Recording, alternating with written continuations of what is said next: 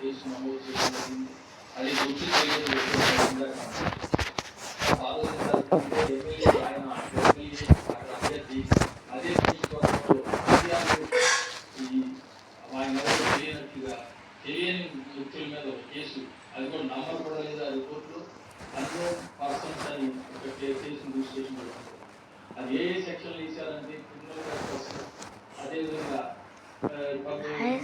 ఈ ప్రభుత్వ ఆస్తులు రెండు సెక్షన్లు. ఈ క్రిమినల్ రెస్పాన్స్ ఇష్యూలు కాకుండా దీంట్లో తీవ్రమైన పబ్లిక్ సర్వీస్ అబ్స్ట్రక్ట్ చేయడం. ఎందుకంటే పబ్లిక్ సర్వీస్ ఆ రోజు ఎన్నికల విధుల నిర్వహణలో వాళ్ళ నిధులకు ఆటంకం కలిగించారు. అదేవిధంగా దౌర్జన్యంగా పోలింగ్ బూత్లకు ప్రవేశించి విధ్వంసానికి పాల్పడ్డారు.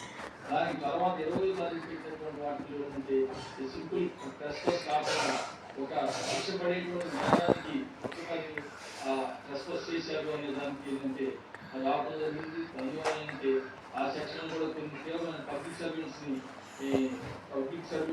అబ్స్ట్రక్ట్ చేశారు 353 కింద, అదేవిధంగా 452 కింద ఏదైతే తీవ్ర నేరం చేయడానికి ఆలోచన చేసి వారికి డిస్కస్ చేశారు అనేటువంటి దాంతో ఇంతకుముందు 15వ తారీఖు చేసినటువంటి చేయడం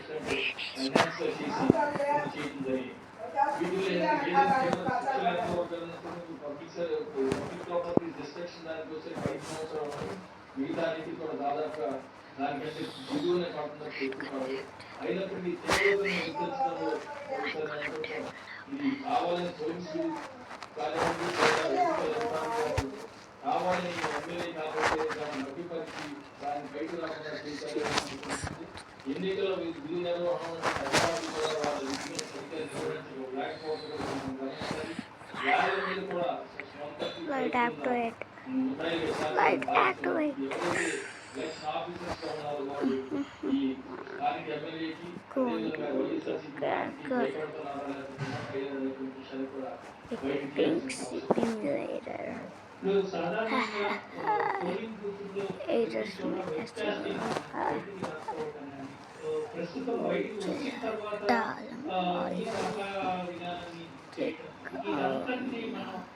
ఏ విధంగా చూడవచ్చు అసలు ఏం జరుగుతుంది? 2 విధాలు మనం దీన్ని చూడవచ్చు.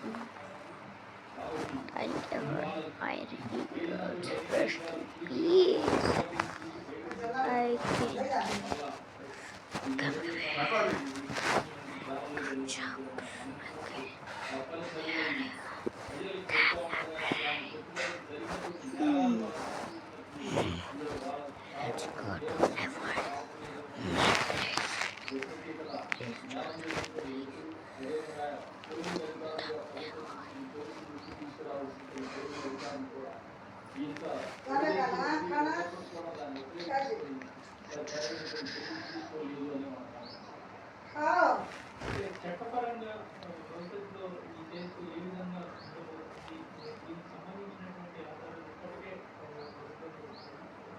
ఏ విధంగా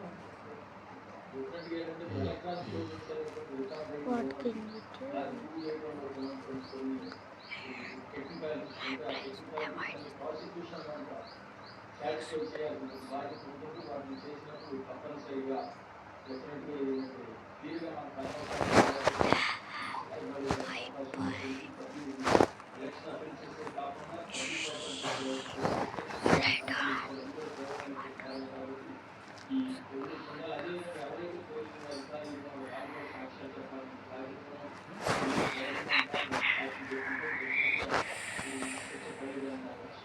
ఇందాక మనం అనుకున్నట్టుగా ఇటువంటి దారులను మనం ఇప్పుడున్నటువంటి చట్టం ఈ 4 అభ్యర్థులే కనుక బస్